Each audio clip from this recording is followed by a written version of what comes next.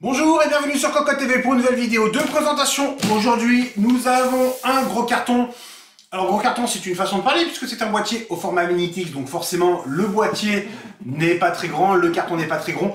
On le voit, le boîtier est tout en hauteur. On le découvrira un tout petit peu plus tard, bien entendu, plus en détail avec l'intérieur et l'extérieur.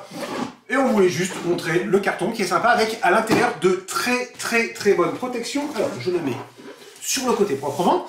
Outre les protections, il y a un bundle. On va commencer par la notice. Il y a de la couleur, alors c'est sympa. On retrouve le jaune orangé, le Sport Gold de la boîte. Et il y a exactement la même chose à l'intérieur pour mettre en évidence les pièces à manipuler. Bref, très bien vu de la part de Hite, le fabricant du boîtier. Et ce boîtier, c'est le Revolt 3, Revolt 3, Revolt 3, peu importe comment on l'appelle, on va juste se dire que c'est un boîtier pour faire du sport en allant en LAN. Pourquoi? On appuie sur le dessus, petit claquement, et on peut soulever une poignée, et ensuite, c'est parti. Oh oui.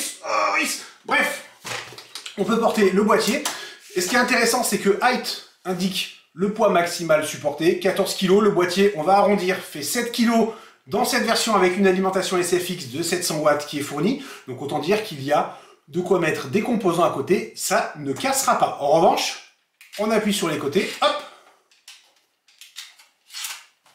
je tourne, on voit, il y a deux supports pour des casques. Si on soulève, ça risque de mal se passer, mais ces petites attentions, pour aller en LAN ou même à la maison, sur le bureau, pour mettre son casque, pourquoi pas un Circom, un intra à côté, on aime énormément. Bref, le boîtier, nous l'avons reçu en blanc avec son alimentation. Il est disponible sans alimentation, il est disponible aussi en noir.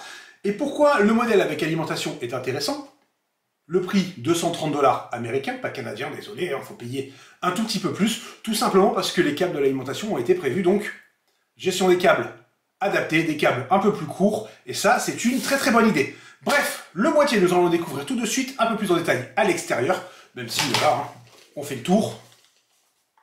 Il y a de l'aération de partout, mais hop, il y a surtout le petit trou en bas avec l'emplacement pour le câble de l'alimentation, installation verticale des composants, et donc on mettra tous les câbles en bas. Ça demandera un peu de manipulation sur la première installation, de basculer, de brancher, bref. On a l'habitude avec ce genre de produit, on aime bien. C'est vrai que quand ça sort sur le dessus, c'est plus pratique, mais il y a la poignée, et il y a d'autres choses. On va découvrir ça tout de suite. Le Revolt 3. Le voici donc, nous l'avons reçu, comme on peut le constater, en blanc. Il existe aussi donc en noir. En blanc, c'est très sympa, ça fait quand même très monolithique. On le voit, c'est vraiment taillé à la hache et c'est accentué par les aérations qui sont carrées. Toutes les aérations sont filtrées et on peut enlever les filtres si besoin. C'est magnétique, c'est pratique, mais ce n'est pas la seule chose pratique de ce boîtier. On va découvrir ça tout de suite. Alors, avant de rentrer un tout petit peu plus dans les détails, on parle caractéristiques techniques. Donc nous avons dit, nous avons une alimentation de 700 watts au format SFX qui est inclus. Nous avons aussi la possibilité de mettre une carte graphique de 335 mm de hauteur, de longueur puisque nous sommes en hauteur. Un ventirad 140 mm, donc c'est plutôt pas mal. Il y a de nombreuses possibilités en 92 mm ou bien en top flow. Mais on pourra aussi installer un système de water cooling, non pas en 240 mm, mais en 280 mm, ça c'est une très bonne chose, ça reste assez rare sur ce type de format, et en plus il y a une platine sur une charnière pour l'installation, c'est quand même beaucoup plus simple. Alors, l'ouverture du boîtier est relativement simple, c'est un système de clip.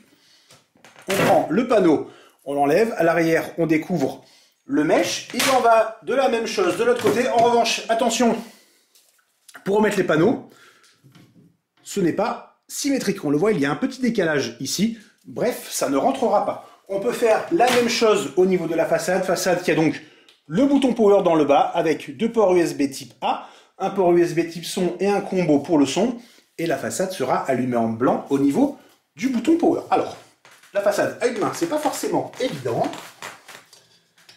surtout si je ne l'attrape pas correctement. Voilà. La façade, donc on le disait, là aussi filtrée. À l'avant, nous avons donc une grosse aération, et on le voit, nous avons nos équerres PCI qui sont ici. Il y en a 3, donc carte graphique relativement épaisse. Et il n'y a pas de riser, donc la carte mère et la carte graphique vont prendre place de manière traditionnelle. Nous avons ici l'emplacement pour la connectique de la carte mère. Sur le côté, nous avons la fameuse platine dont nous parlions un tout petit peu plus tôt pour du water cooling. On va enlever le panneau à l'arrière de la même manière afin de continuer à découvrir le boîtier. Alors ça, c'est quand même super pratique pour présenter.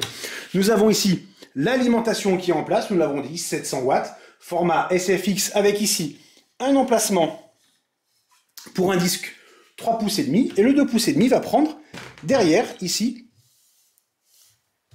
la carte mère. Nous avons là un passage pour les câbles. Au niveau du SATA, c'est quand même vraiment très très pratique.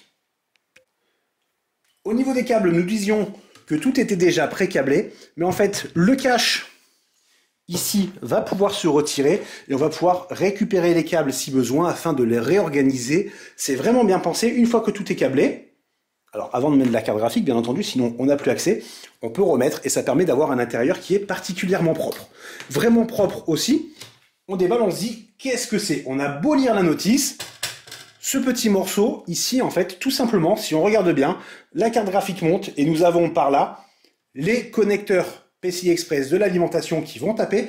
Ça va éviter, selon la carte, que ça vienne appuyer, en fait, sur le panneau et que ça bloque. Donc, du coup, c'est cette pièce qui va légèrement se déformer.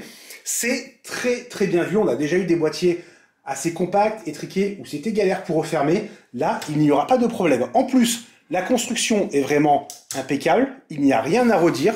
Le design, ça plaira ou ça ne plaira pas. À la ferme, on aime bien ce côté monolithique, même si c'est vrai qu'il y a d'autres productions à la concurrence qui sont un peu dans le même genre. Avec les trous carrés, ça change un peu, c'est vraiment sympa. Et au niveau de l'intérieur, il y a quand même largement de quoi faire en termes de composants. Alors oui, le stockage sera un peu limité, peut-être qu'on ne mettra pas de 3 pouces et demi à côté de l'alimentation, mais il n'empêche, nous avons ici le water cooling qui pourra respirer pour le processeur. La carte graphique va taper directement de l'air à l'avant.